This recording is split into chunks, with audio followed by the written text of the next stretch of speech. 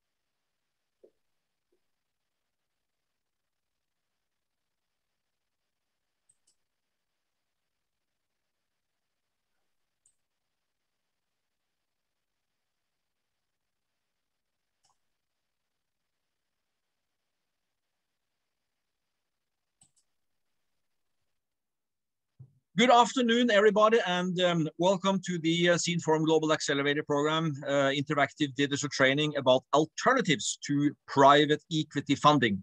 And everybody should be well aware after yesterday that PE stands exactly for private equity, and that's money from investors. What we will do today is exactly to find if there are opportunities in your startup companies to look for alternatives to investors and private equity funding, specifically in the very early stage, to be financing your MVP test crowds and other early stage business. You heard from Svein Erik yesterday, that is regularly from investors' point of view, basically only private investors and the type of those called the business angels, which really invests in early stage. The structured capital comes at the later stage. Now, today, we'll then talk about grant opportunities, loan opportunities, and other financial instruments. I'm very happy that today we have with us Anders Størland, who I recognize as, may I say, one of the leading experts that we know, at least in Seed Forum, in terms of grant financing and other alternative instruments of financing, particularly with regards as well to Ukraine and Europe. Anders has also been the project manager of the biggest Norwegian-Ukrainian bilateral project for 5 years lately, which exactly enabled the opportunity with Norwegian funding to actually set up the iHub system in Ukraine. So Anders, we're very happy to have you here today, and the next 2 hours are yours. So welcome, good to see you again. Welcome, Anders. Good afternoon, gentlemen. It's an honor to be here and able to cooperate and get new contacts in Ukraine. As Steinar told, I was project manager in establishing iHub in Kiev and other cities. I also have been working in Kharkiv with the research institutes there 10, 15 years ago. So it's really a pleasure to come back here and look at and cooperate with the promising startup companies. At the moment, I'm also general manager in a consulting company called International Development Norway. I have more than 20 years of experience in research, commercialization of technology, and general project development executions in more than 20 countries. So that briefly about my background. The aim and expected output for this session is to look at, as Steinar told, alternative sources for or combining funding sources for private equity investments. So the point is, or the aim is to understand better funding alternatives, give you an overview of the main funding schemes in Ukraine, overview of our main funding schemes in EU, and have some reflection about how to apply for money and about how to partner with the other companies, players, and maybe go abroad. I think it's also expected that after this session, you should write down some ideas around having a funding strategy plan for your company, both in a short Word document and 2-3 pages on a slide, maybe. There will be some breaks with the possibilities to ask questions and also reflection from your side, and I might also ask you some questions about this topic. So that bit, but if you want, you can also interrupt me during the presentation. I've organized the presentation in 6 subtopics. First, I will see how funding is very much connected to at what stage your products are. Are they, one critical milestone is minimum viable product, if you have that or not. So that's something to look at, and that's related also to what type of funding and combination of funding you can have. The second thing, if you don't have a VIP, then you didn't have to look at what state, technological development stage your product is, this TRL, and that is connected also to funding for more research and technological development. Then we will look at grants for startups in Ukraine, then EU and maybe some global funding sources, and then quite big challenges for small companies, how to navigate and apply for funds. That's a big challenge. And then maybe a small topic on how funding is also connected to your internationalization strategy. Okay, as I said, the funding is very much connected to at what stage your product is. So this term minimum viable product is very important, and it's just MVP is a version of product. This is just enough features to be usable for early customers, and that is very important. We talk about early customers. So to find these early customers that is willing in a way to use your not final products, but it's possible for him to come in and influence on the design of the product and requirements on it. That's quite important. And of course, having a focus on releasing an MVP means that the developers potentially avoid lengthy and unnecessary work. You have a potential client that can in a way move you into the right direction to fit the market needs. So instead, they iterate on working versions and respond to feedback, challenging and validating assumption about a product's requirements. This is also a market testing strategy, and also a good opportunity to have a quick branding of your product. Instead of sitting in a laboratory or closed doors developing things over time, it's very often smart to have an early stage customer to start to work with. Maybe also a very important part to have this very early stage customer with this MVP is that you start to generate income to your company. I will come back to that. So in general, when we're talking about funding, some of those topics are already been presented with some other perspectives in the earlier sessions. But I mean, funding is about financial resources to run your company. Very often, a lot of cost to product development. But if your product is more or less ready for the market, then it's about cost for marketing sales, and then of course operation also. If you're talking about alternative funding, it's not about isolating one of them, but very often you have to combine them in a package. And here I put up first this pilot sales of MVP. That's number one issue, and that's something to stress very much. Running a company is about selling products and get income. Very often I see startups focusing on getting grants, getting investors. So the focus is on satisfying the grant provider, the investor. That's okay somehow, but I mean, you should focus on how to sell the product. So that means almost in all project activities you should focus on this pilot sales. So if you can, and then very often, if you can combine pilot sales with grant, that's a very good combination. And then a third one, very often the donors or the grant provider also demand you to take part of the funding in the loan. And of course, to get this grant and loans, very often the operator, the grant provider, require you to have private equity. And of course, in some cases, you don't have enough private equity. So you have to approach some business angels, some investing fund to add more equity into your company for you to be in position to get grant and loan. So that this is depends on the different situation. You have to very often have a mix of all those 4 components. But okay, if you have enough money in the bank by yourself, then you don't need to think about the private equity maybe in the beginning. You can focus on pilot sales, combining with grant loan, and that could typically be a project where this pilot customer is part of the project development. And of course, he provides then income into your project.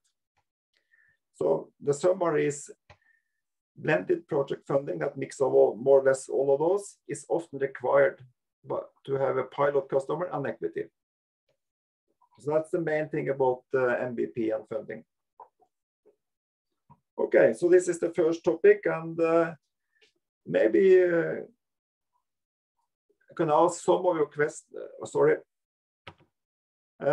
Some of the companies, or if they at what stage, if they have a pilot customer that fits into a grant project, for example. If I can ask, for example, this is Vladimir from Scans Shower here.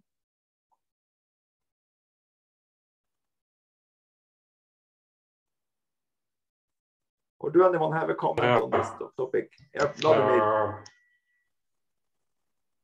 Pilot, do you pilot customers? Now I am developing this product, and my pilot customer, I don't understand. Yeah, question. Is your project? Do you have a product that is possible to sell to a pilot customer at this stage? Если у вас да, если можно перевести, Александр. Если у вас продукт, который вы хотите продавать, и которым могут пользоваться пользователи, если у вас MVP? На данный момент мы пока разрабатываем MVP продукт. То есть пока нет. No, they have no project. So that means they still need to do some product development before they can be able to sell to a pilot customer. В общем, вы должны разрабатывать его и показывать его вашим пользователям.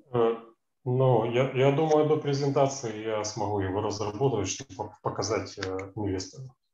They will do it and they will show it. Okay, very good. Спасибо. Yeah. So this, I see this, you Alexander from Team Solution, you are working with this monitoring tool, video tools for retail shops to monitor customer behavior. Maybe I can ask you if you have, what is your situation regarding targeting a customer? So you need my answer for your previous question, or I can ask you some. Yeah. You can okay.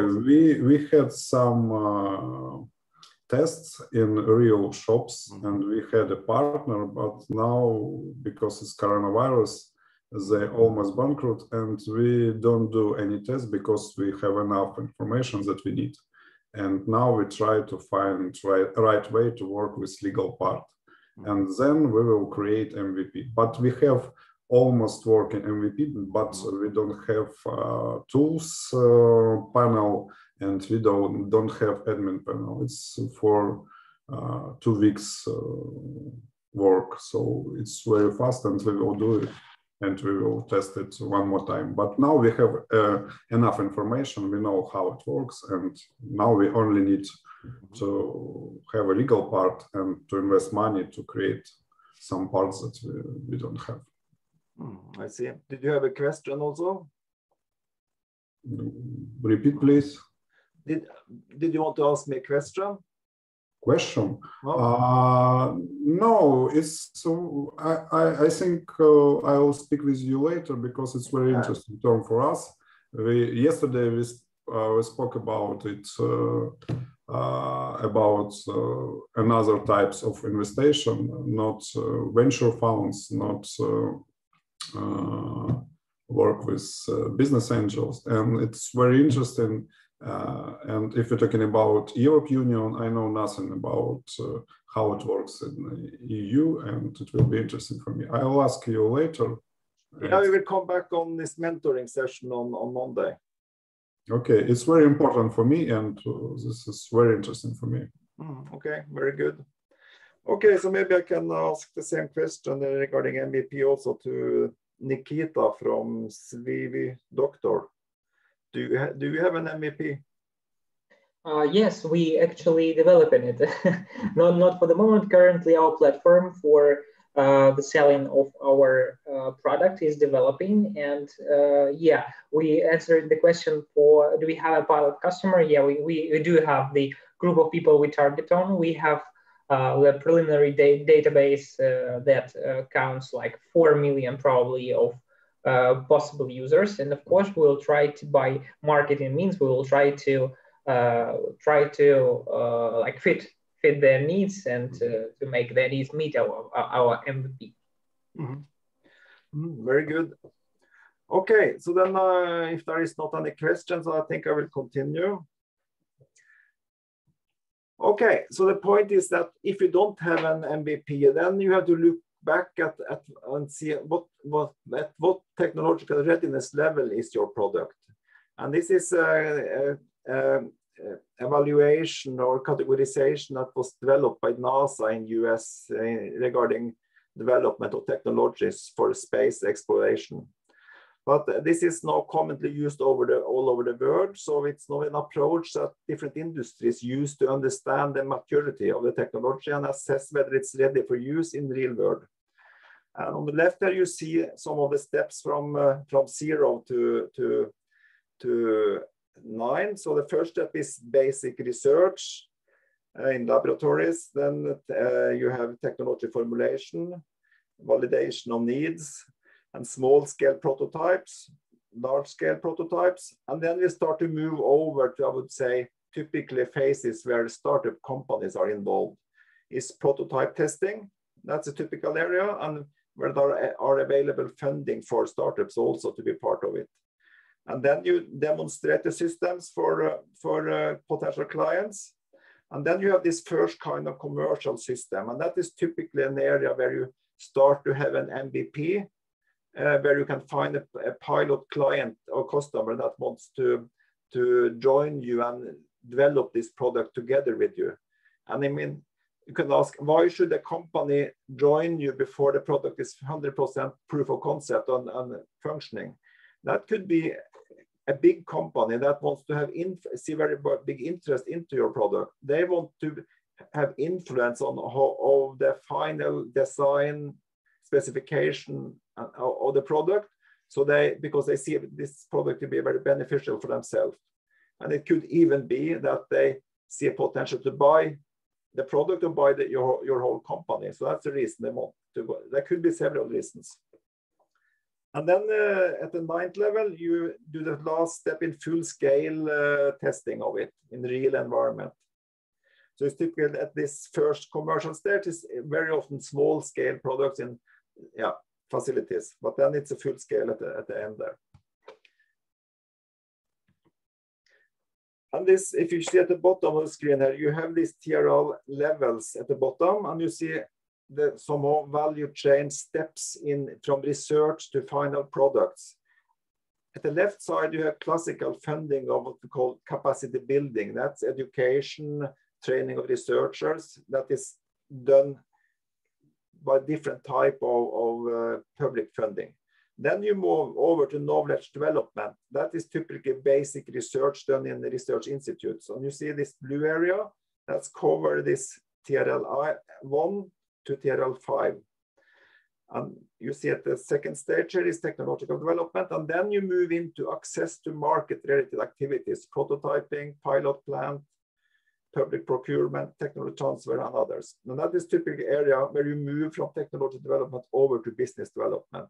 And as I already said, from TRL 6 here up to 9 is typically area where you both have funding grants, loans from both specific schemes for Ukraine, but also Ukraine companies can, together with European partners, access European funds. And then you see this red dot lines here is somehow the step over to a full commercial activities, and that is very often funded by private equity. but also in some cases public grants. So why do we mention this TRL for you? Because this is very much related to, as I already mentioned, that different programs are funding the different steps in this TRL. You see step 1 to 3 is fundamental research, and 4 to 6 is industrial research, and then 7 to 9 experimental development. And it's typically, if you see at the bottom here, that in this fundamental research is typically funded 100% by the operator. That's typically could be Horizon 2020 in EU. And then when you move more over to this industrial research, it's typically funded 60 to 70%. That means if a company participates, it has to cover between 30 and 40% by your own equity. And then you see from, maybe it's written wrong here, but it's, yeah, it's, sorry, that was TRL 4 to 6. If you start with this last stage, TRL 7 to 9, it's only 45%. So that means you have to cover 50% or 55% by yourself. And that is typically phase, I would guess, all of some, if you don't have an MVP, you are typically in this phase 7 to 9. I think that's the reason you are participating in this program, is that some of you are at this stage or you have an MVP.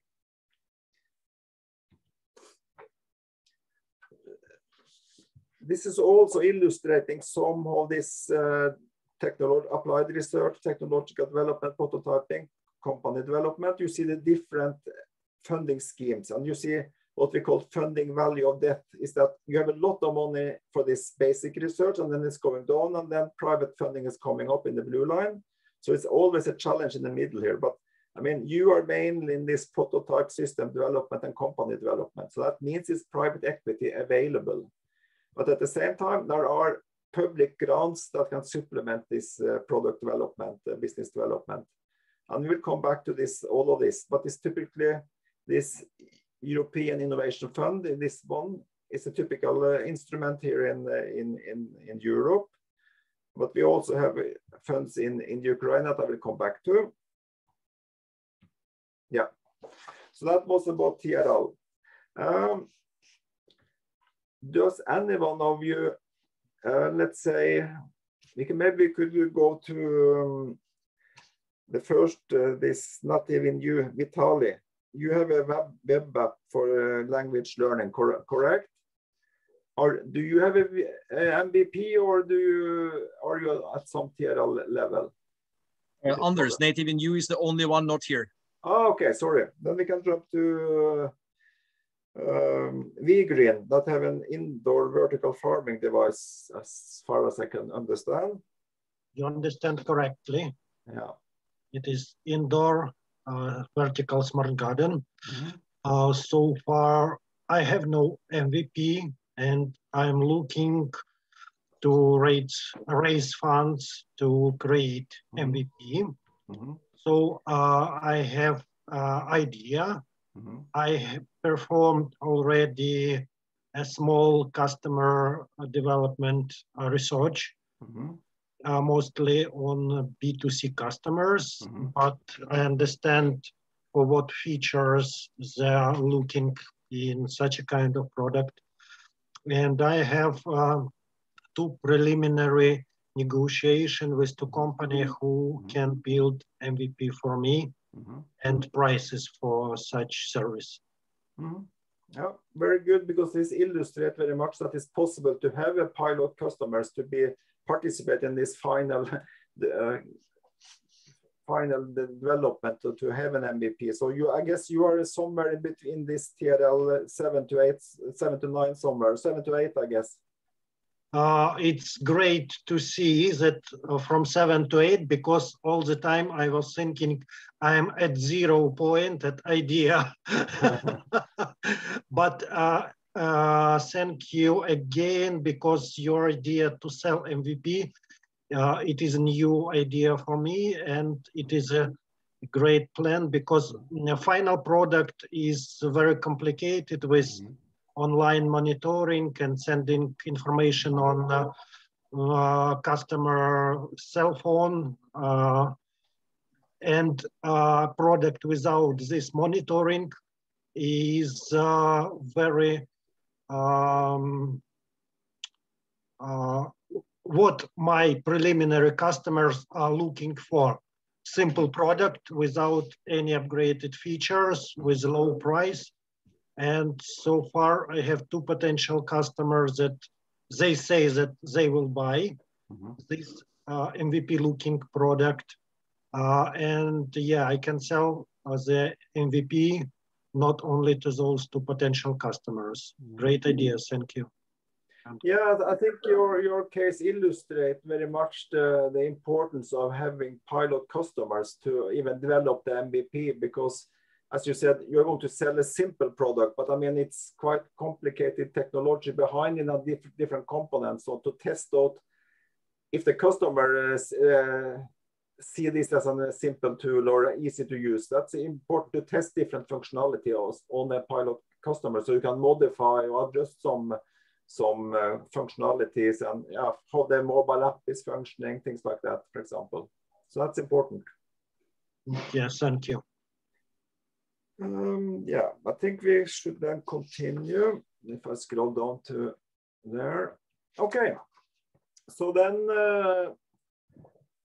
we should look at these grants for startups in Ukraine. I will not say that I'm an expert on it, but at least I try to make an overview. And I understand, I mean, this program is, of course, organized by Ukraine Startup Fund. So I guess some of you already are in discussions with them. And that's, at the moment, I can see that's the most important fund or for grants for startups in Ukraine. In addition, I will mention 4 others. And you see them listed here, so we will go to each of them. Yeah, so this grants from Ukraine Startup Fund, I will not go into details there because I think you know more about it than me. I can say about details. Yeah, very good.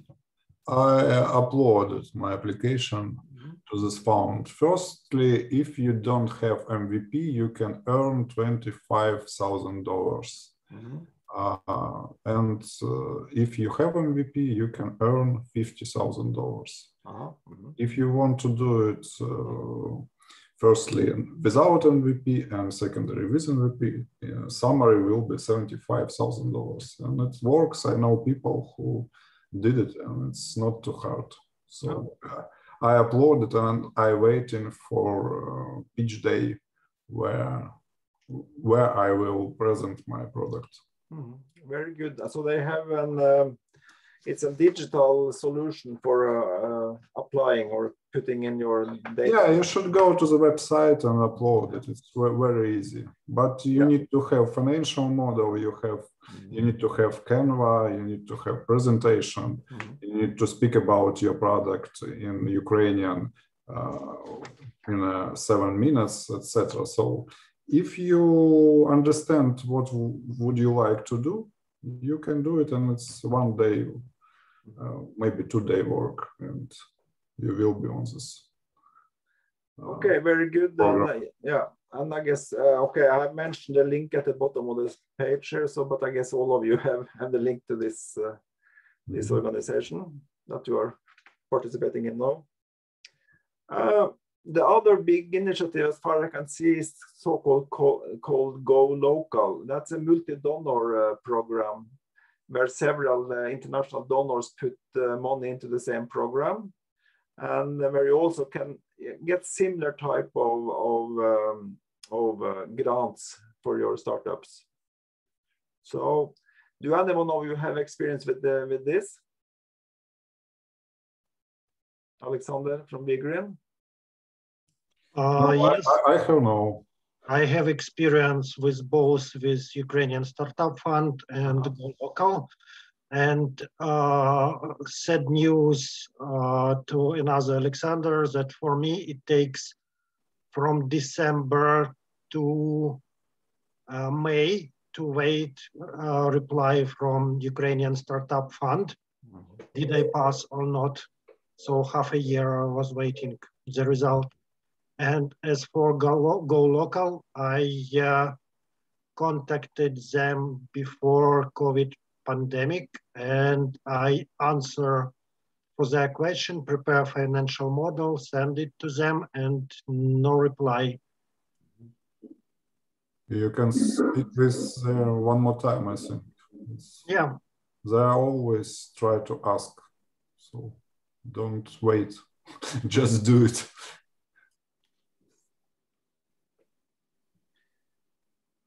It was some upset situations that I start contacting with one person, sending mails, trying to call, and later on I get a phone number from official website, and they reply me that this person is not working for the local for half a year.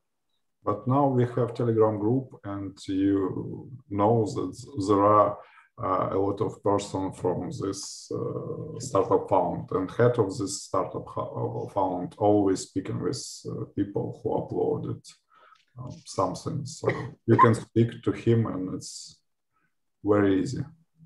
Try to do it. This is my recommendation for you.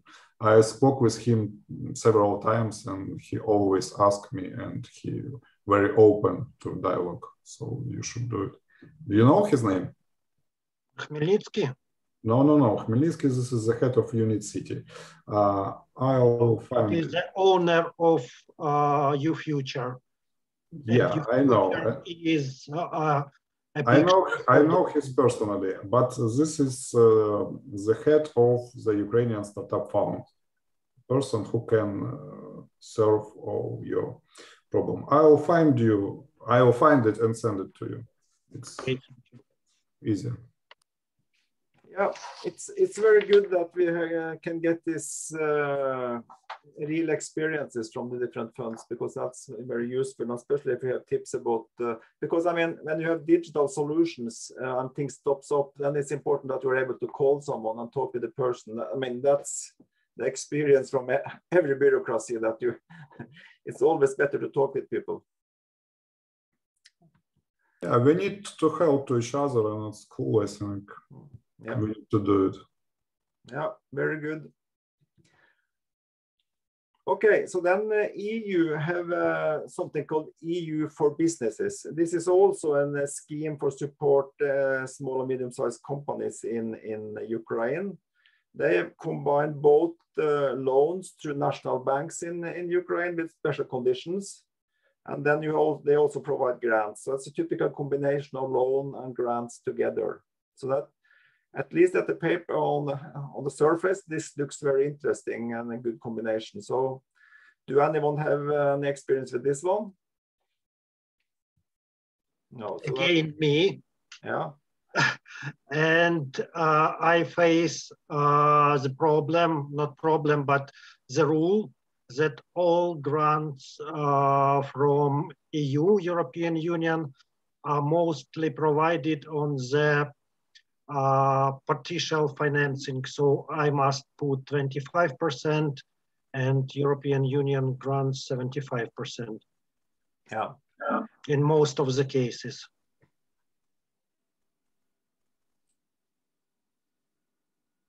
Yeah, but okay. So that is typical situation in a lot of grant funding, that the operator require that you also put your own money on the table. So that is something to have in mind, and that's understandable, because I mean, to secure that you really put your efforts, and this is a real business, you should be willing to put your own money into it, or some investors' money into it. Sorry. So I mean, if you have your own equity to put in, then I think also this one should be of interest, because it's quite big amount available. Yeah, then we have EBRD, the European Bank for Reconstruction and Development, that operate all over Europe and the former Soviet states. I mean, they have a lot of big projects, of course, in Ukraine, but they also have an SME scheme where they provide loans to companies. So I think this is also interesting, and the important thing you can see at the bottom here that they are connected to this EU for Business initiative. So that's something you will recognize, that a lot of those operators from Europe, they are coordinating their activities, and that, in my opinion, that could be some bureaucracy and take some time, but I mean, still they will anyway assist you to design and funding packages in a good way, even if it takes some time. Yeah. The question here is, we have already got some reflection from Alexander here and yeah, both Alexanders. So I think anyone else that have experience from approaching this fund?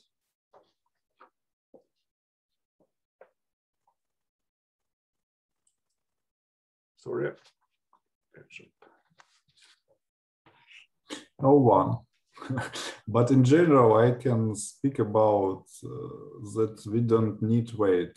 Ukrainian Startup Fund is startup, and they works not so good, and we need to speak with them and ask there for something. So we always must to work with these people, because if you wait, you lose your time, and I'm not sure that they think about your startup and think about that they will do something. So don't wait, only work.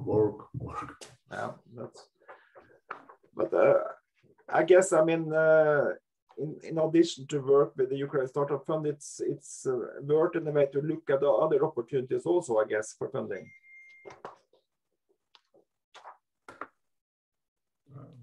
As I understand, no one have this opinion, so we can speak only with me and with Alexander. Yeah, okay. All details. Maybe I was forgetting to ask, see this more technological development product from Stently. It's represented by Oleg, and this fire extinguisher. That's quite scientific-based products. At what TR are your products? Are you still under prototyping testing? Значит, я по всем трем схемам пытался работать. We tried to work with these three schemes.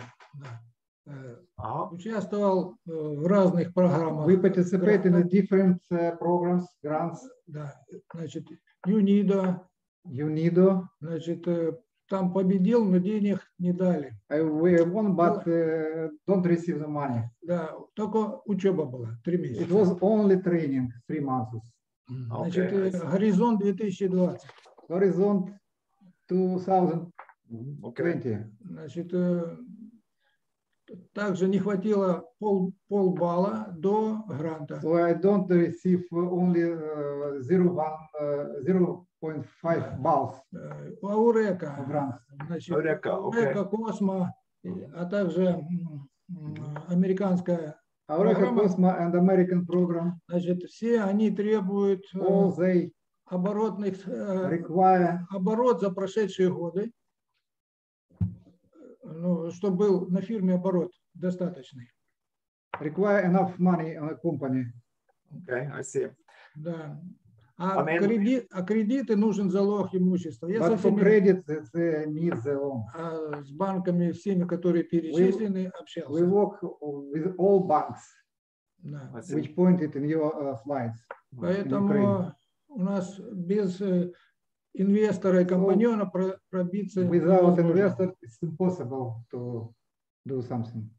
Владимир, можно я добавлю секундочку? Я вас уже 100 раз насчет слышу. Хмельницкого скажу. Я туда по вашему адресу позвонил, мне то же самое сказали. 2 миллиона оборот есть, будем разговаривать. Смотрите, я хочу вам предложить, просто я вас все время слушаю, вам не нужны вот эти все кучи патентов и всего остального. Вам нужно найти продажника, человека, который умеет продавать. И все ваши вопросы на этом закроются. Попробуйте подумать в этом направлении. So I told that they need seller men, that they need to try to sell their product because they're trying to find patents, to find some partners, etc. They have a product and they need to find someone who will sell it. Yeah. Okay, so so that means you have a so-called MVP, a product that is possible to sell to a pilot customer. So do I understand correctly that this fire extinguisher is something that should be sold to a fire department in the city? Is it for fire departments? Он то же самое спрашивает, есть ли у вас пилотные пользователи, кому вы давали свои... Да, у нас есть пилотные пользователи, это we have pilot users, сеть магазинов, аксессуаров автомобильных. It's a network of shops. Да, а также сети магазинов туризма и tourist and the yacht shop. Да, которые готовы с нами сотрудничать. They are ready to cooperate with us. Но у нас не хватает. У нас сейчас мы находимся между 4-м и 6-м пунктом этого технического. 5 and 6 level. Да. Ну, 5-м и 6-м, да? Ты как он называется? TRL. Да. Number between 5 and 6 level. Okay. But isn't that a little bit early in a way to sell it to a pilot, the customer? Да, нам, они готовы продавать, но мы не можем выпустить продукт. They are ready to sell, but we could not make the production. Да, выпустить no money. Okay. Yeah, but that means you have a product that is possible for a customer to use in specific for specific purposes. So did I understand that the typical market could, for example, be hotels and it's private users? Без продукта, да. Да, продукта нет, его надо, чтобы продавать, его надо сертифицировать. Это специфический продукт. Для этого продукт must be certified. Okay. Для кого продукт у вас? We have a certification PCT. Okay, good.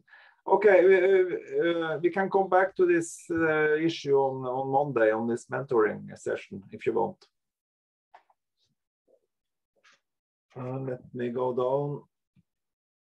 Он с вами поговорит об этом на 1+1 и поможет вам, если вы захотите решить этот вопрос. А еще он перед этим вас спрашивал, кто ваш вообще клиент, это отели или кто это? Вы ему сказали. Мы ему про магазины говорили. Да, вы ему другую историю рассказали. Да, ну, вы не поняли. Okay, I think on my schedule now I have a 10 minutes break. So now it's, what time is it? Yeah. So we start in 10 minutes again, okay? Okay, see you in 10 minutes. Владимир, подумайте обязательно о продажнике. Вам нужен человек, который это все продает, потому что сейчас вы, ну, честно, складывается впечатление, что вы не тем занимаетесь. Вам нужен человек, который найдет вам выход на того же Хмельницкого, на те же корпорации. Если у вас есть продукт, который работает, то только его нужно продать. А все остальное – это уже дело техники. Вам, может, и не нужны все эти сертификаты, которые вы делаете. Может, вы можете скооперироваться с кем-то, работать под чьим-то брендом, ну и так далее. Кто-то за вас возьмет сертификат. Там масса решений.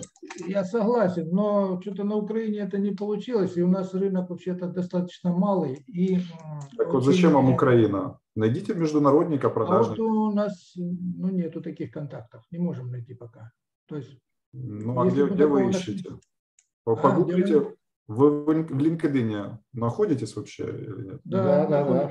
Ну, вот по LinkedIn попробуйте. Там же большой спектр вообще поиска. Попробуйте поискать по LinkedIn. Попробуйте посмотреть, кто у нас работает в этой сфере, какие есть компании вообще, поискать. Они же размещают резюме, например. Есть компании, ну, я их всех знаю лично, владельцев, руководителей. Там схема вся, так сказать, не европейских продаж.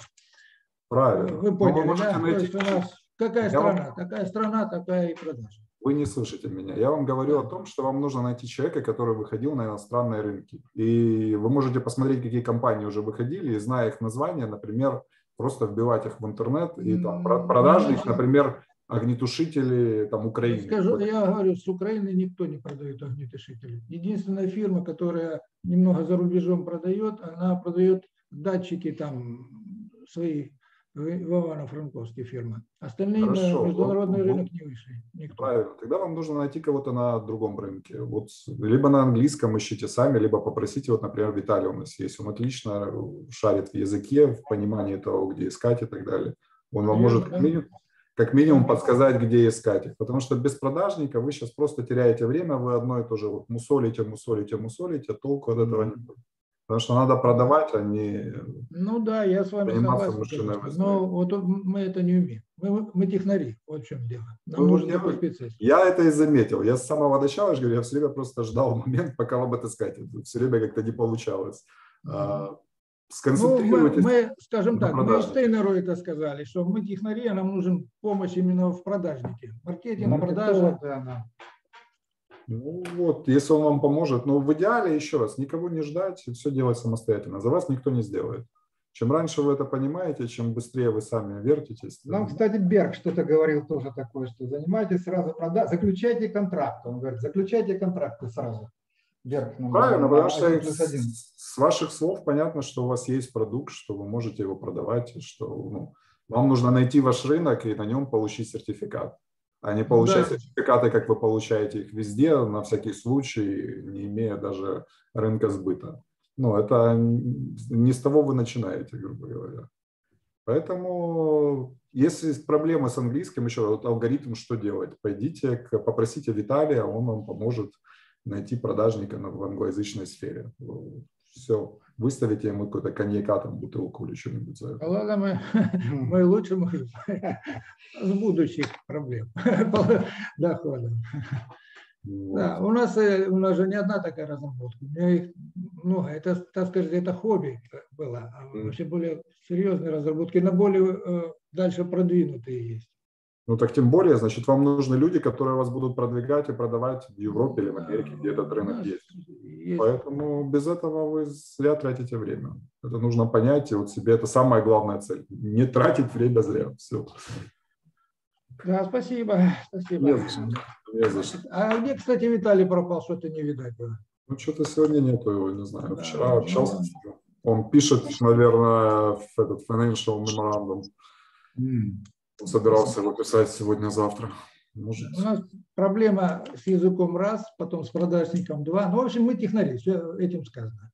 По миру ездили, разным занимались, но только техническим. Решайте эту проблему, главное, не ждите. Вот еще раз, ничего не ждите. Вот это единственное, самое главное. За вас никто ничего не сделает. Это надо понимать. Да, хорошо. Спасибо. Спасибо. Не за что. Давайте.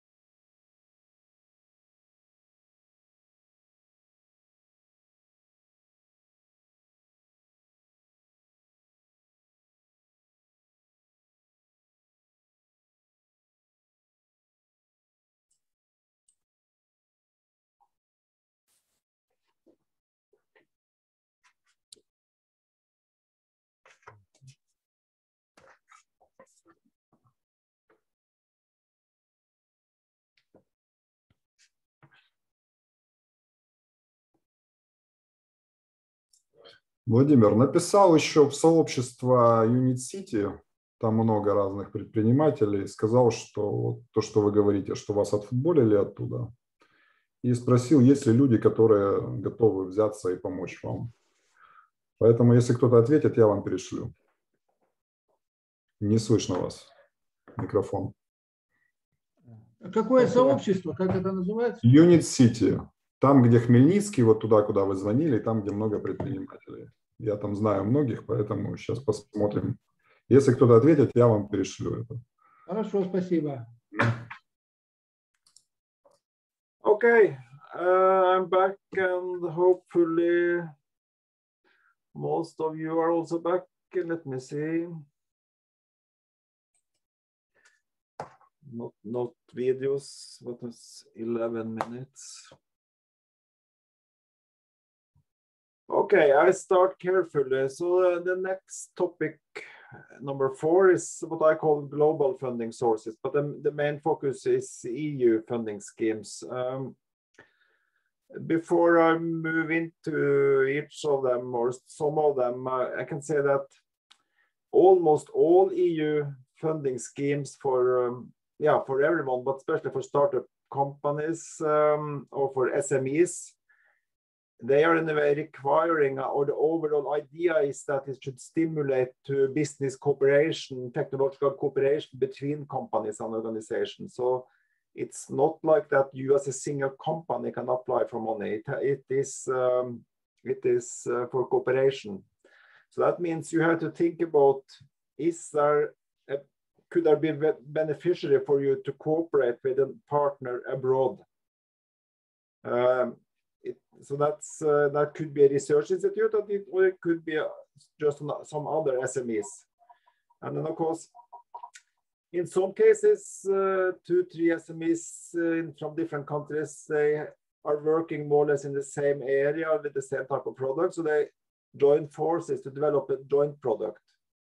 And of course, that requires that you sign a consortium agreement and also intellectual property agreement. And very often you're sharing the IPR, but then you define or decide sharing of the market somehow. That's one model. There are different models. We can also see that some companies are developing, let's say, a new technological component that is just part of a solution. So they're developing different products in their own countries, but they are developing some of the new core technology together. And that could be, that could be quite different products. And of course, then you have also the same thing that you have to agree about the intellectual property agreement about that. In all countries, you have quite good advisors on this from the EU system, and you have it in Ukraine also. So that's a little bit complicated process, but depends on what type of technology you're working with. So in general, to start to look at European funding, you have to be interested, see the benefit of partnering with other companies or other organizations. I will not touch into everything here, but in general, it's a quite complicated market. I see that it might be wrong of me I see I have mentioned USAID, this competitive economic program at the right side there. That is in fact more a program that is run in different countries and also in Ukraine, so it's not relevant here. But on the left side, you have the typical EU instruments. And the starting point there is this big Horizon 2020 program that is mainly a research program for research institutes, but where also SMEs with specific technologies can cooperate. But they had something called Horizon 2020 SME instrument. But that is now changed name and is now called EIC Accelerator. That means European Innovation. The C, I'm not sure what is, but it is an EIC Accelerator. That is the new name of that program. And that is a typical program where SMEs minimum 2 or 3 SMEs from different countries cooperate in a way to develop a product together. I will come back to the details there. And you have COSME, that is a separate program. I will also come back to that. And then you have Eurostars, that is under Eureka, that was mentioned by Vladimir Vasilyev. Okay, so if you go into details here, I will mention some interesting related to yeah. So the instrument is related to what TRL level you are. So this EIC transition is a tool that support product that is in this TRL level 4 to 6. And you see, this also indicates somehow the complexity of the application. In this case, it's 25 pages to make an application. That's somehow medium size, complicated. The maximum grant is 2.5 million. And they indicate that the assessment period or the period to write an application take 8 weeks if you have the right competence to do it. So this is typically a technological development area, but it's quite relevant, and it might be relevant for this fire extinguisher product, for example. If you move over to this more big program, not EIC Accelerator, that is funding and investment through the EIC Fund for individual startups and small companies to develop and scale up game-changing innovation. This also illustrates that the product, when you're applying for this type of things, it has to be something innovative, something new in it. So but that could be different things. I mean, using monitoring by using sensors, having an app to monitor things, that's a typical area that can be seen as an innovation and contribute to reduce energy consumption, reduce climate emissions, things like that. That's a typical area where EU prefer. And this program is also a little bit easier, and it's a two-step project as far as I can see. You have to make a pitch deck of about 10 slides to present your project. And it's a project summary of 5 pages and a 3 minutes video. In fact, we have experience participating in this project, and it's a quite somehow close to how Seed Forum is working, but that you have to make a pitch and you have to make a video of your product and your idea. And if you go through this first step, then you have to make a full application. And that is, they have a specific artificial intelligence system in a way to assess or in a way develop your application. The project duration is max 2 years, and you can get up to 2.5 million euro in grant. And here you see the funding grant is, if I move back to the previous one, you see it was 100% funding because it's more technological development. And here it's more in the direction of product development. So then you get 70% in this case, and that's quite good. But that means you have to have loan or equity for the remaining 30%. And you see this program is for, you get a grant if your product is at this TRL level 5 to 8. And if it's more higher than that, you can also get an investment component from other partners. And you see there are some priorities in 2021 on this. They call deep tech. To be honest, I'm not sure what that is. Digital technologies and health and Green Deal. So, yeah. And the estimated process to go through all 3 phases is 10 to 15 weeks. But it's a 3-step phase, as I stated here.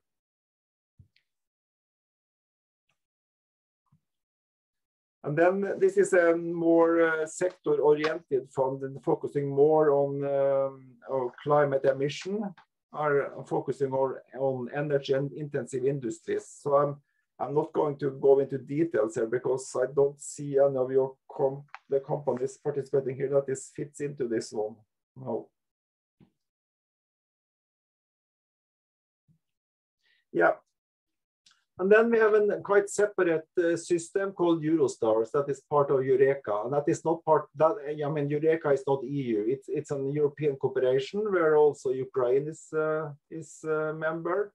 And for this Eurostar, each country has to provide their own money into the basket. So, I mean, for Ukrainian companies to participate, they have to get funding from the Ukrainian budget for this. So I'm not aware of the details there, how much the Ukrainian government put into this. That depends a lot. We have, so this is also that it has to be minimum 2 or 3 companies that are going to develop a joint product.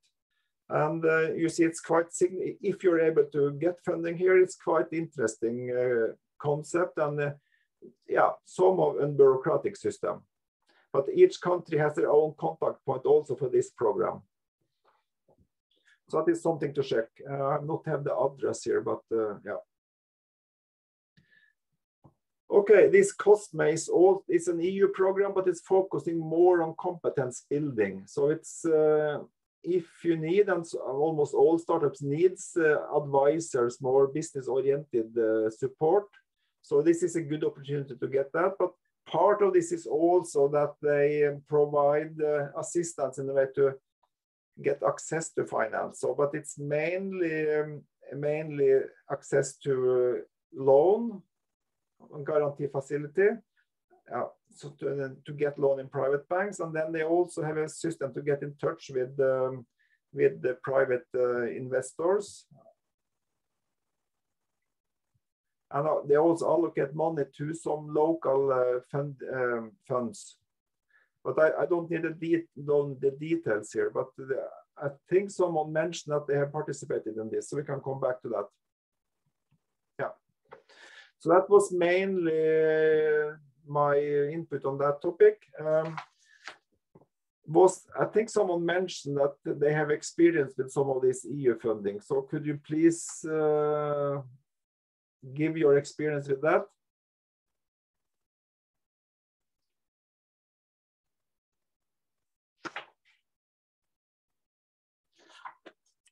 Is this company called Stendley with Oleg participating? Yeah, there you are.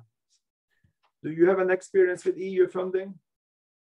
No, we have such experience, and to be honest, we are looking for the access to the European market. And, or the state market. This is our goal. Mainly, we made the finance our project by ourselves, but we need the promotion in other countries. Okay, so what type of do you then foresee any type of partnership with some company organization in EU, in European country?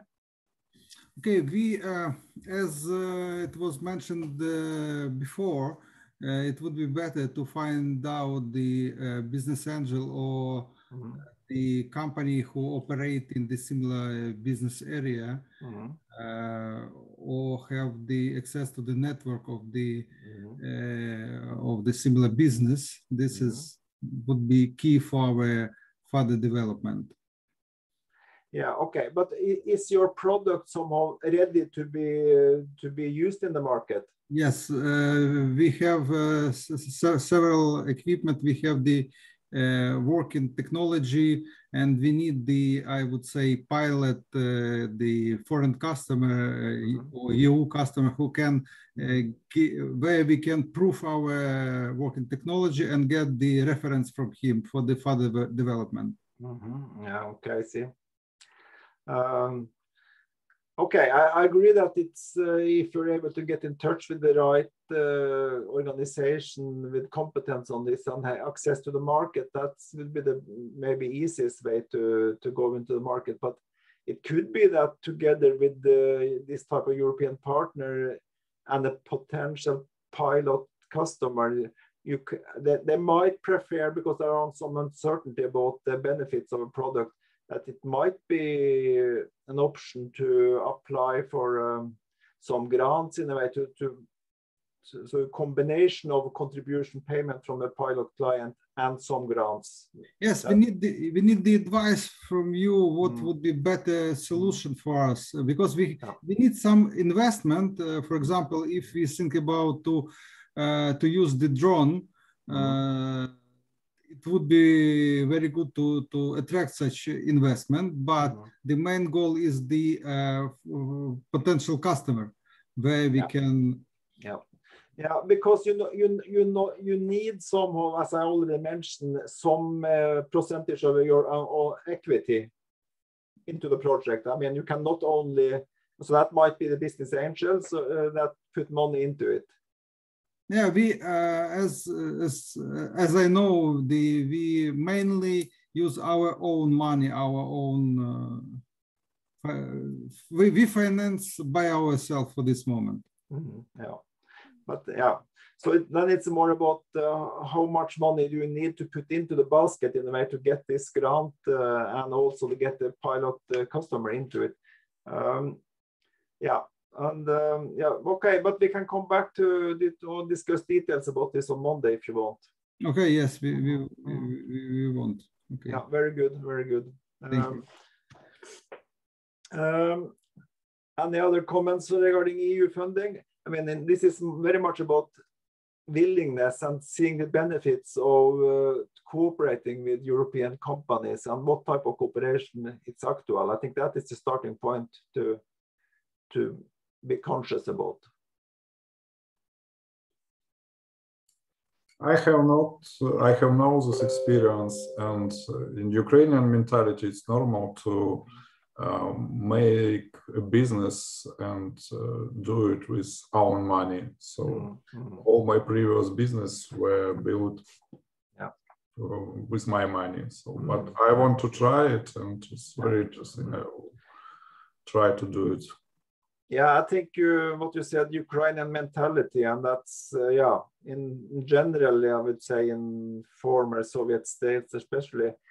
This is about trust and willingness in a way to be open for new partners from other countries.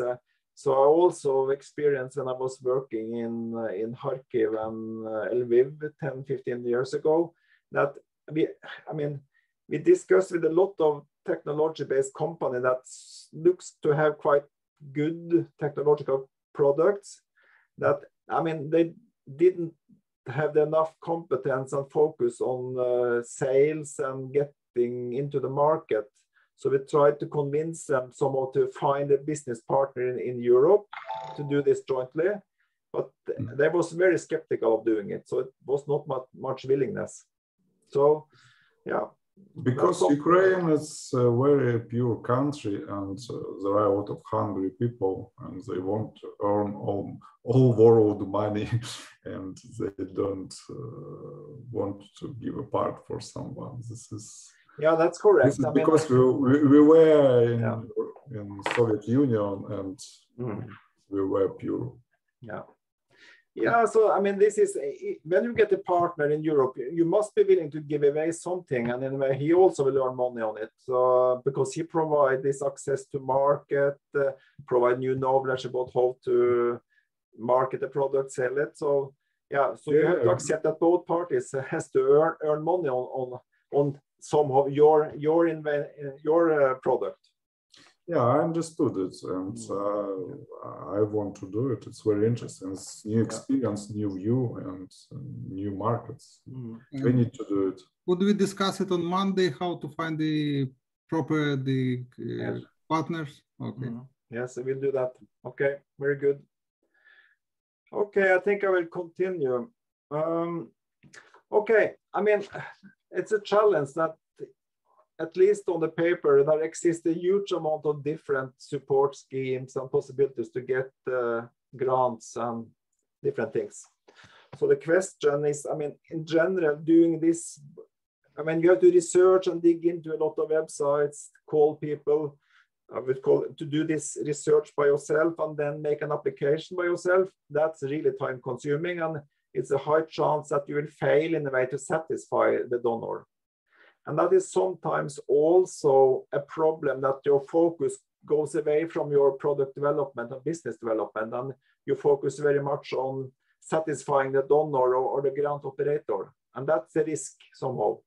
So in my opinion, you should consider to hire a consultant and some advisors. That might be expensive, but I mean, a lot of those EU programs, I think also some of these Ukrainian programs, they can provide you experts, advisor on those topics, yeah, more or less free of charge. So that's, let's say, capacity building competence or advising, business advisory free of charge.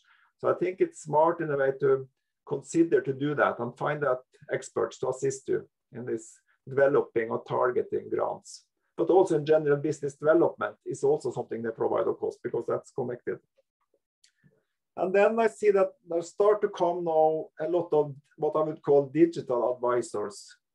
That is, all of them pretend that they are using artificial intelligence to have an intelligent automatic advisory on it. So that's somewhat interesting. And there are several of them, but I've noticed 2 of them here. I will just come back to them. And then, of course, in general, to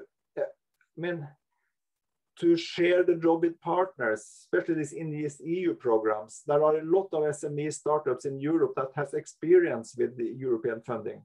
So if you, on the business level, find it useful to cooperate with them, they will also be very useful in a way to develop the application and target funding. That is also something to have in mind. That's somehow, it's a good argument to start to think about partnering with European companies also. Anders, can I comment about consultants? Yes. From my opinion, many partners of European funds, Ukrainian partners, work as consultant, and the common procedure for Ukrainian consultants is success fee. They are not working for free, but if you will win grant, then they will take some amount from this grant for their fee. And how much it? It depends, as usually. Depends of 5, 10, 50%. They didn't answer this question directly at the first meeting, but depends on amount of grant you win. If it is 25 million, they will take 2%. If it is 10,000, they can take 15%, something like that. Yeah, that's a quite common model also in Europe and Norway. So as you said, depends on the size of the grant. It's from 5 to 20% is typical. So yeah, but I think that's a quite fair model. But of course, in general, you should be very careful of how you sign the contract and when you are going to pay them. So I mean, in general, you should state that you pay them and you get the grant paid. So yeah, there's some general advice there. I want to ask you about share the job with partners. Does it mean that we need to work like with angel investors with smart money, for example, or what does it mean? I don't understand how. Okay, so that I mean, there are different partners. I mean, okay. I mean, business angels, they, I would call them competent capital. That means they input money into your company, so they get shares normally. And then they will focus very much, they are very much often experienced entrepreneurs by themselves. They have been successful businessmen. So that means they will provide you free of charge, of course, because they want to have payback on their money. So they will give you general advice on how to run the strategy, business strategy for your company. They might also be door openers to market possibilities. Yeah. So, but they are not typical partner in an EU project. They are more in the back office, providing you with this equity. So by doing that and providing this competence, then you are in position to apply for grants in EU, because then you have enough equity. This requirements for co-funding by yourself. So this is about smart money. Yeah, cool. Yeah, the smart money, correct. Yeah, because if you get a business angels to invest 100,000 euro into your company, that could open up for grant funding for between 100 and 200,000 euro in addition. Yeah, that's the point. And of course, this illustrates also a need to have a plan for this smart money, because then if you can show to a business angel that you have a plan to apply for a European grant, and that you have also some business or technological partner, for example, in Norway that has access to the market, then it will be more attractive for a business angel also to put money into the basket. When you see that you are targeting additional money from EU funding, for example. Yeah. So in general, to have this kind of smart funding strategy is important. I guess for most of your company, because you are still in a very early stage in your business or product development. And I want to ask one more question. For example, Ukrainian startup fund don't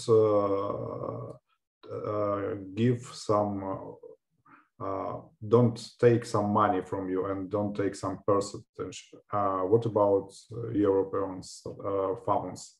Do they need some part of my company, or it's absolutely free, like in Ukraine? Well, normally they are absolutely free. Of course, there are requirements about how you are spending the money, because this is a project where you are applying to get, let's say, 200,000 euro, and you are going to do so and so and so. So there are requirements. So, but they don't take any shares, and you don't need to pay them back. That's a normal model. Okay, thank you. Let me see, navigating. Yeah. Okay, so I'll just scroll very quick through it, but this European investment, yeah, I don't remember to see what that stands for, but they have an AI-based platform for design and funding of innovative projects. So you can somehow test your idea and also design the funding and see where you can fund the project. So that's some of the guidelines, step by step, in a way to see if you are eligible and how your idea fits into the funding schemes.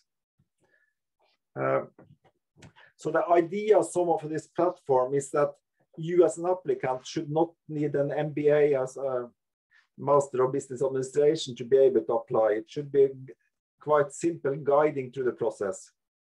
But still, you are responsible for the submission of the application, but it should be much easier. You get guided through this.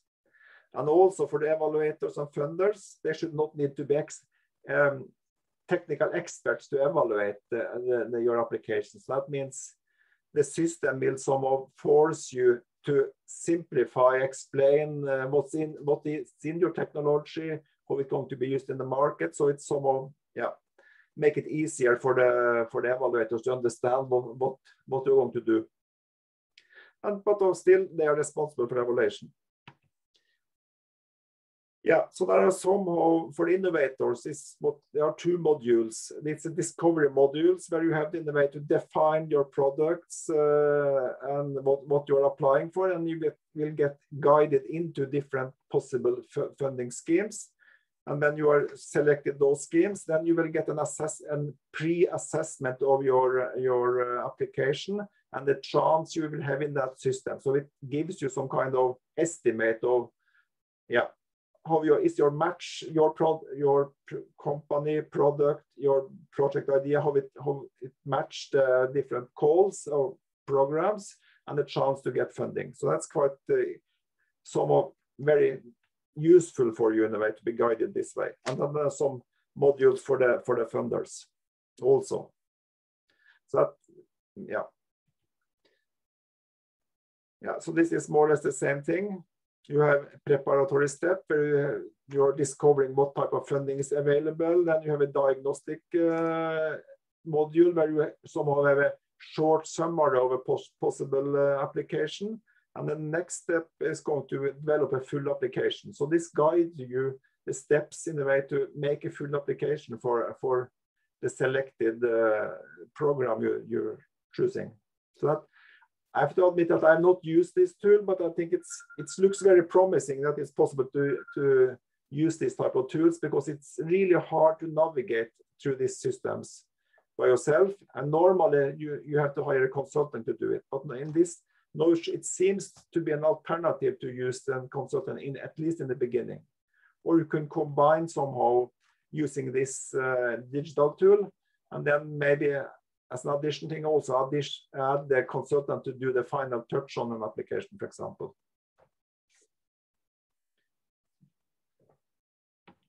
Yeah, so this just shows some of the starting screen of this tool, where you see also that Ukraine is part of this tool. So you can just say that you are coming from Ukraine, and then you start to add what you're looking for. For example, here you can say that you are looking for applied research and technological innovation. And all this innovation funds and accelerators from EU is under this one. So yeah, so I just say that it's worth trying to go into this one and take a look. And I think if the link is not there, I will provide it on Monday. Yeah. So that was for the digital tool for funding.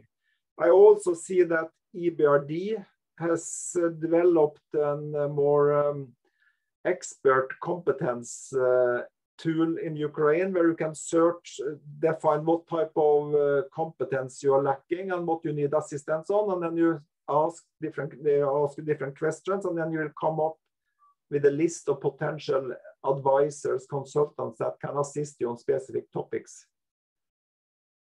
So that is also something that take a look and see how it's functioning.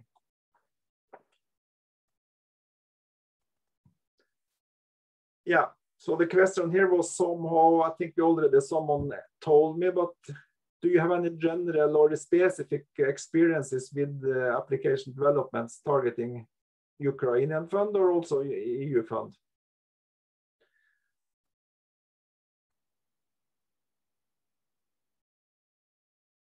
If not, I think we should, I recommend you to try those two digital tools to see how they are functioning. I think that could be a new experience for you to try that, see how it's functioning.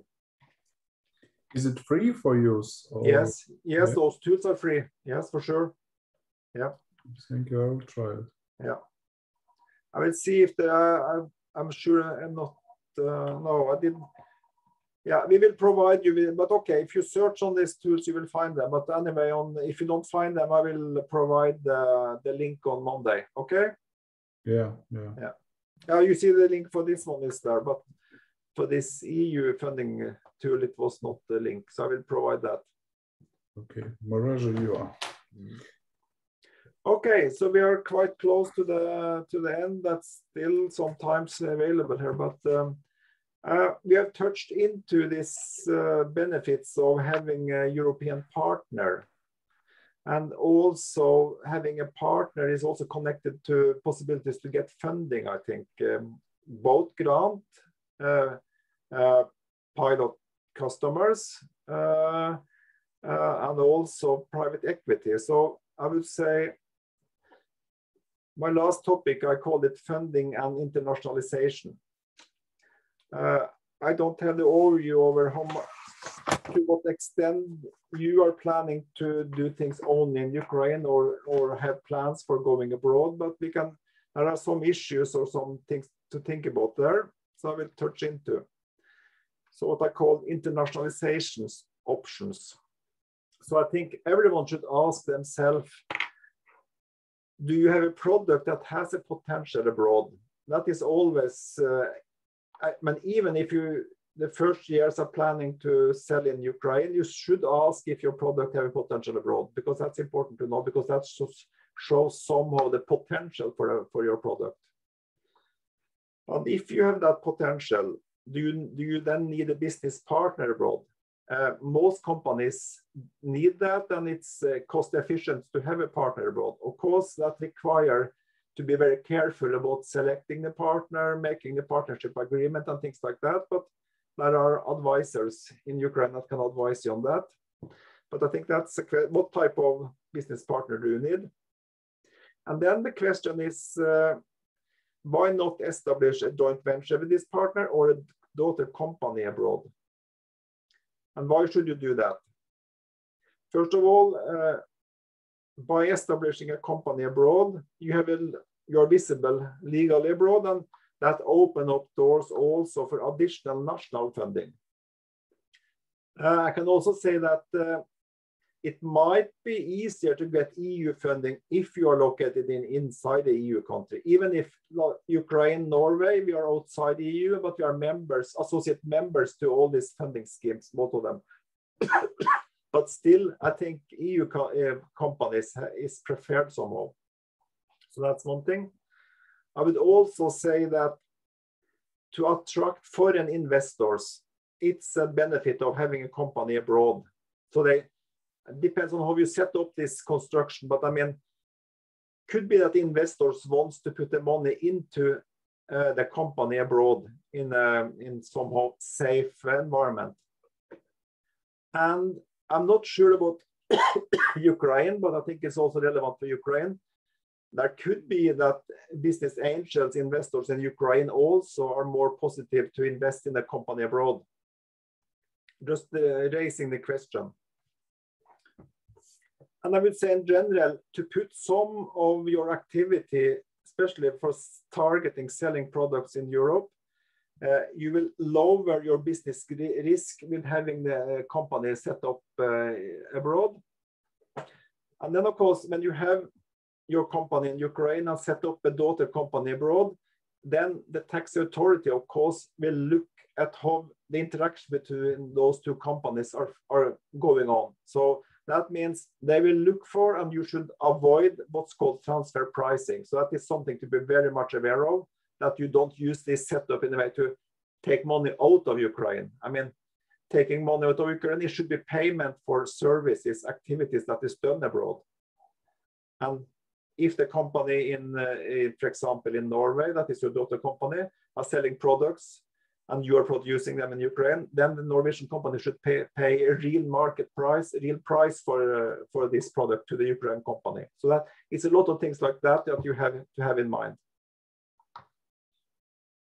Yeah, and of course, to do this, you should, in general, to summarize, you should secure the IPR for a Ukraine company, the mother company, and you also should secure that engagement work and income for the mother company in Ukraine. That is also important to have a clear agreement strategy for that.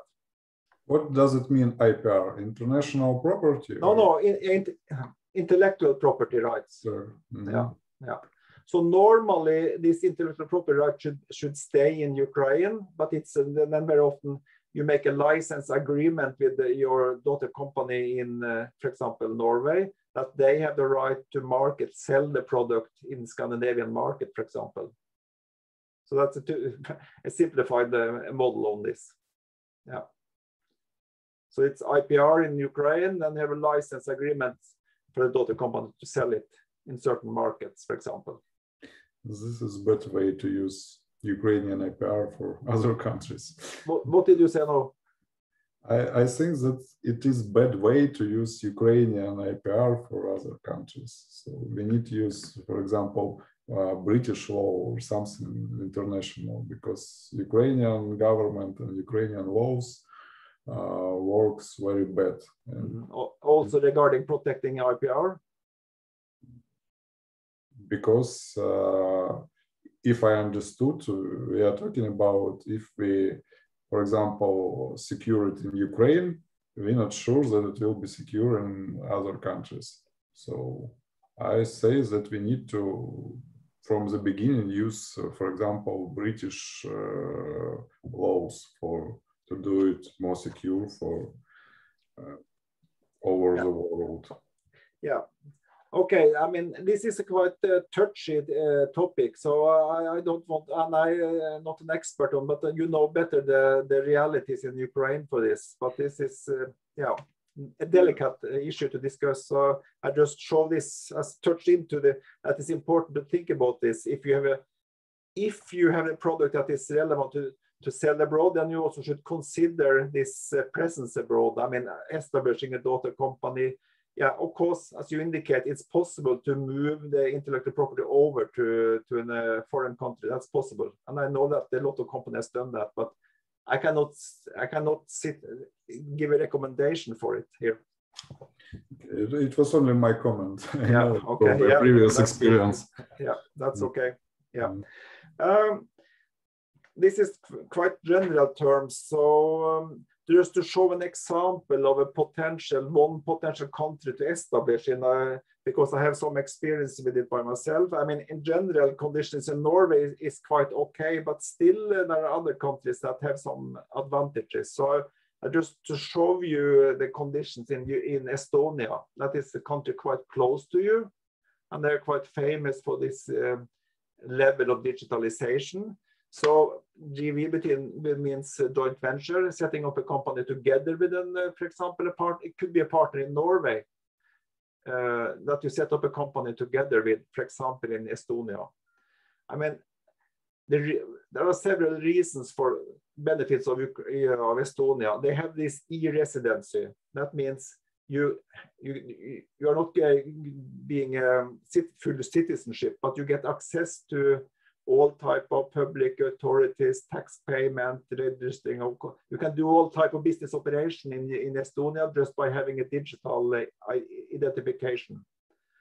So this e-residency, as far as I know, I think iHub is representing this e-residency for Estonia in Ukraine. So you can talk with Vadim later if you're interested into this. It's really popular, and as I know, maybe they use British law too, but I'm not sure. But it's really popular, and it's a good way to go to European market. Yeah, and the reason I present this is also because I have personal experiences with this, because our company has also set up a daughter company in Estonia just to do some specific operation or commercialization of one digital product, because we are a consulting company, so we don't want to have it inside our own daily business. So we find it relevant to do this in Estonia, and it was also our curiosity to see how it was functioning. And we have had this company the last 4 years, and it's as it's stated, number 2, easy and very cheap company registration, and also the operation when you have this e-residency is very easy. You can sit on your computer to administrate and sign all kind of documents and submit everything. And there are many service providers in Estonia assisting you on this. And we are using this called Exolo. So it's a fixed price for the registration and also for the daily operation. I mean, taking care of all payment or accounting things. So I hope this doesn't look like an advertisement for this company, but and then in general, our experience is that in Estonia have a quite low bureaucracy and very low corruption index. So that is also quite, in my opinion, it's a very stable country. It's quite, I mean, the business culture is quite close to the Nordic business culture in my experience. And of course, if you have ambitions and hope to start earning money and have profit from your company, it's also very beneficial that there is no corporate income tax on retained and reinvestment profits. You only pay tax when you distribute your profits. As long as the profits stay in the company, you don't pay any tax. And that's really good for a growing company that earn money. And the tax is from 14 to 20%. So that is also quite reasonable. But I mean, the main benefit is that you don't pay anything until you take out the money as profit. Yeah, and the taxes can be declared fully online. Вопрос: можем ли мы найти инвестора через вот эту организацию? Could we find the investor using this slide? Sorry, please repeat. Could we find the investor using this slide, GV or daughter company in Estonia? Это только для резидентства. Это говорится о том, что если вы хотите зарегистрировать компанию по британскому праву и работать в Евросоюзе, для того, чтобы платить минимально налоговую, у вас никто ничего не отжал и так далее, то вот вы сюда переходите, регистрируетесь, оформляете, и просто у Эстония меня очень один из комфортно. продуктов уже зарегистрирован в Эстонии, это удобрение нового поколения, и проведены там испытания. Дело не в продуктах, дело в резидентстве компании, это немножко Я другое. понял, что это другая. Все, спасибо. What does mean the distributed profit? Yeah, that means when a company have profit, it's profit when you're paying dividend to the shareholders, the owners. When you take the profit out of the company, then you have to pay tax before you distribute it, pay to the owners. Okay. So налог на выведенный капитал, аналог этого. Okay. Yeah. Ну, короче, это типа офшорного с уменьшенным налогообложением. Нет, это не офшорное, это просто хорошая страна с просто с уменьшенным налогообложением. Now Ukraine try to copy it, and they try to create a year residence, and they want to do it. But I don't know, is it work right now, or it will be work, but they speak a lot about it, and they do something. Okay. No, but I mean, in general, for a company growing and that have it's surplus. That means profit in principle. Today, in almost all countries, you have to pay tax on it, and then only the remaining money stays in the company, and you can reinvest it into new activities, product. But in this case, you don't pay any tax. You can reinvest everything into the company. That's a very good rule or system for companies in general that really need to invest money into product development, market, or growing companies, I would say. But when you take the money out, the profit out, then you have to pay the tax. Yeah, and as the last point here, it's several useful grants and incentives available for foreign investors in Estonia also, but I don't need the details there, but it's a very, I would say, good environment for startups and entrepreneurs in general there. Yeah, so I mean, somehow my last point about this is about, I think some of you have asked on or answered it already, thinking about having a foreign partner and also establishing a daughter company abroad is something that some of you have in mind and been thinking about. Yeah, we think about this option. We would like to open the JV or the branch somewhere. It could be Polish or Estonia or Poland or Estonia or other country. But we need the how to say assistant or partner who can help us with such activity who better understand the market and the registration process, etc. It's very easy to work in Estonia because there are a lot of people who speak Russian, and it's very easy to find. They are part of European Union, but they have Soviet culture, and so it's too easy to speak with them. And I understand such option. Probably the better solution for us to find the company who in charge in this business. It means that who not only know how to register the companies. We need to the partner who in this business who can promote us. Yeah, that's very important. That's the reason I have this number 2. You need a business partner abroad. So I mean, before you start to think about registering, you have to find this proper good partner for you, and then you have to discuss with him if it's relevant and how to establish abroad and in what country. But as I mentioned, it could be that you find a UK partner. And then you together agree that, okay, it's smart to establish a joint venture in Estonia. That could be relevant, for example. So that is a step somehow. Yeah, first step is to find the right partner. Yeah, I agree totally. But okay, we can come back to this on Monday. So I think this is my last slide. And what is the time? Yeah, not so bad. So I think I will say thank you for your attention. Is there any more questions today? No, thank you very much. Very useful. Yes, may ask question. Please. Another stream for funding stream is crowdfunding. Mm-hmm. What about crowdfunding?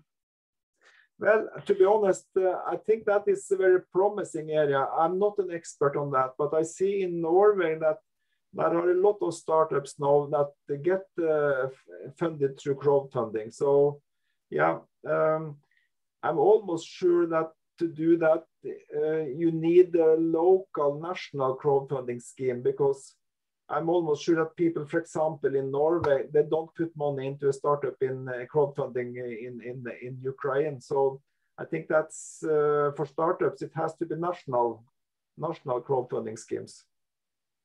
That's my experience. But this topic is not covered by me in this speech, but for sure this is interesting model. And we have 2-3 crowdfunding schemes in Norway, and as I maybe said, they have been quite successful. Thank you. Any more questions? No, let's say thank you again, and we see you on Monday. And I see Steinar is popped up again. Yeah, well, thank you very much, Anders, for a very important and good lecture. And I just wanted to give you, in addition to what you said, just to put the whole perspective of things in relation as well to other IDTs. First of all, we also hit in today into intellectual property. Mm-hmm. And just to remind you that there is a later IDT about intellectual property to get your strategies and IP in place when it comes to patent, trademark protection, business secret protections, and all those things. That's by Tordheide in actually, I think it is 2 weeks from today, if I'm not, if I remember correctly. So secondly, I also wanted particularly to mention, Vladimir, you asked about crowdfunding. And in addition to Anders said, obviously it is important to understand that there are 4 types of crowdfunding. It's equity crowdfunding, it's crowd lending, which are credits, it's product crowdfunding, like to sell products like Kickstarter, for example, and then you have the charity crowdfunding. I will touch upon this during the pitch training in the beginning of July. That comes as well into hitting actually how you approach investors, and also networking, digital contacting, and negotiation methodology with investors, private equity investors at that time. I'd also like to say that it's very important what Anders said here in the end in terms of how do you actually legally pursue the further, I would say, access to market access opportunities as well. And obviously, we fully understand that you need partners in terms of writing applications. I would in that aspect say that I think it was you, Alexander, that says something about the terms of Ukrainian consultants in that way. Do not limit yourself to consultants near to you. It could be someone further away from you who could be even, who knows, even more clever in opportunities of attracting European funds as well, and other funds as well. Secondly, I would also like to say that today's IDT has been about alternatives to private equity funding. But I would like to repeat what I said in the beginning of today's IDT. Basically, it is 2 ways only, almost like only, of funding your activities from early stage. It is exactly what Anders has told about today, different grant schemes, not only Ukrainian, but also European, international, whatever, and as well private equity investors, early stage private investors, and that particular type of a private investor, which is called a business angel. And a definition of a business angel is exactly a private wealthy individual with 3 unique combinations, and that is available time to work together with you, available competence and experience to work together with you, and available cash to hopefully invest in you. Very often we see that business angels come into the team first with competence and time, and then the cash, the reinvestment into shares comes a little bit later. But then, as Anders also pointed out, and I would like to underline there, that there are sometimes no true interfaces between this and that, because a business angel could also help you to access markets with competence. A business angel could also as part of your team. And that's where we started the whole program, evolving your team with business angels. Exactly, right? They're not partners, they're team members of yours, right? So that's the point. They could also help you to access exactly those grant opportunities that Anders talked about today. So thank you again very much, Anders, for a great lecture, very important lecture. Now it's time for you to complete your thinking and text for the investment memorandum, the chapter text about your financial strategy, right, and use of funds, and as well the same slides with regards to your draft investor presentation.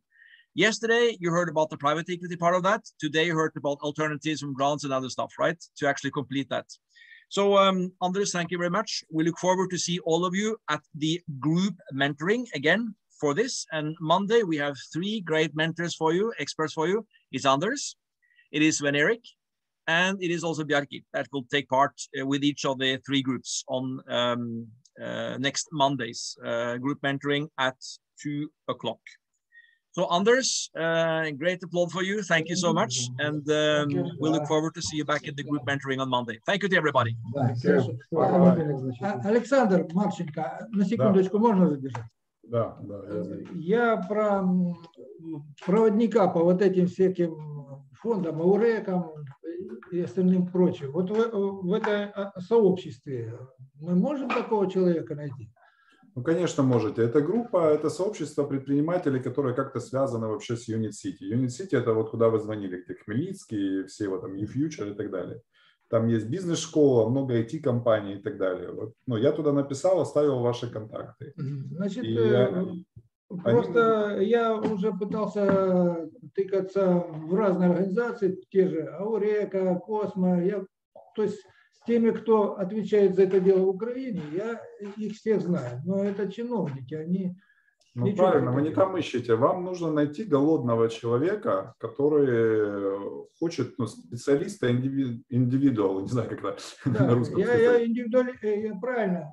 Да, человек, который знает, нужен. Правильно, который, смотрите, как это все работает. У вас вы умеете создавать, вы умеете делать. У вас нет человека, который умеет продавать. Вам нужно найти вот эту синергию. Вы ему должны довериться в продажах, а он вам должен довериться в производстве. Ну, честно скажу, я уже 2 фирмам доверился. Они что сделали? Они взяли за услуги деньги. И на этом, то есть, видать, ни одного у меня они собрали, а разговор шел о проценте потом. Ну, как вы и спрашивали у этого. А в итоге получилось, они собрали денежки, ничего не выиграли, никакие гранты, но им этого достаточно. Так это другое. Мы сейчас с вами опять о другом говорим. Вам не нужны люди, которые вам будут выигрывать гранты. Вам нужен человек, который продает, который найдет для вас компанию, которая у вас будет это покупать, который инвестирует в вас деньги, который покажет вам иностранные рынки и так далее. Вам нужно найти человека с опытом, который имеет в этом деле опыт и хочет стать партнером вашим. Хочет стать частью бизнеса, зарабатывать на этом деньги. Ему не нужно платить денег. Вот в том-то и дело, что я написал, что хочет ли кто-то вместе с вами заработать деньги. Ему не нужно платить зарплату, ему не нужно вообще привлекать на уровне наемного рабочего. Вам нужен человек, вы как энтузиасты работаете над своими огнетушителями, а он как энтузиаст работает над продажами. И когда эта синергия сойдется, когда вы что-то продаете, вы вместе заработаете денег. Только вам надо не жадничать, дать ему тоже какую-то долю. Мы вообще никогда не жадничаем. То есть у нас были такие стартапы, которые превращались в государственные программы. У меня такие были. Не надо. Это давно. Не надо. Ищите людей голодных. Самое главное, чтобы человек был голодный, чтобы он хотел что-то делать. Потому что когда у человека все есть, он ничего не хочет делать. Это природа такая людская, и с ней ничего не поделаешь. Сложность найти таких. Стараться. Если бы это было легко, все бы были бизнесменами, миллионерами и жили бы. Да. Никто не обещал, что будет легко. Да, мне так говорят уже лет 30. Говорят, что ты не миллионер. Говорят, тут такие разработки, елки-палки. И в Америку приглашали, был я и там. Они говорили, это просто фантастика. И на этом все. Короче, смотрите, я закинул там в 2 группы ваши контакты и объявления. Вам будут какие-то люди писать, звонить, общайтесь с ними. Я не знаю точно, кто эти люди, почему они вам звонят. Это все на вашей ответственности. Да, Александр, спасибо. Если я где-то вдруг еще кого-то найду, я скажу. А с Наташей в Unit City вы общались, да, и она говорит, что если у вас нет 2 миллионов, то вам Нечего. Но мой товарищ Юрий туда звонил, да, такое положение. Хорошо, я если увижу, я у него спрошу, что это за новые параметры. Я лично не звонил, но звонил, да. У Наташи другое правило. Если есть уже производство, да, готовы вот, расширять к нам. А если у вас нет производства, до свидания. Да, но это же такая же система и у американцев, вот через как Ну, то, о чем мы вчера говорили. Они все фитошопы, они все хотят, чтобы у нас уже был рабочий бизнес и стать частью этого бизнеса и брать это, свой пожалуйста, деньги. это можно получить деньги. Это да. А на ранних стадиях никто не хочет этого делать. Это понятно. Но надо искать, еще раз говорю, надо искать людей, которые голодные, которые хотят самореализоваться и заработать денег. Вот это самые главные параметры, по которым, ну вот я работаю с людьми, у меня получается. И это могут быть, чаще всего это ребята с небольшим опытом в больших компаниях, 22-25 лет, которые где-то поработали, увидели, как это работает, поняли, что там они миллиарды зарабатывали, миллионы для компании, им платили $2000 в месяц зарплату. И они вот выходят на тот уровень, когда понимают, что если я это буду делать самостоятельно или с кем-то, я могу в месяц $20-50 тысяч зарабатывать. И вот это их мотивирует. Вот таких людей надо искать.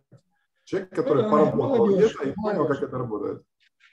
А взрослые уже, они либо сами реализовались, либо они уже до конца жизни сидят и плачутся. Да, уже на пенсию только пиво пьют.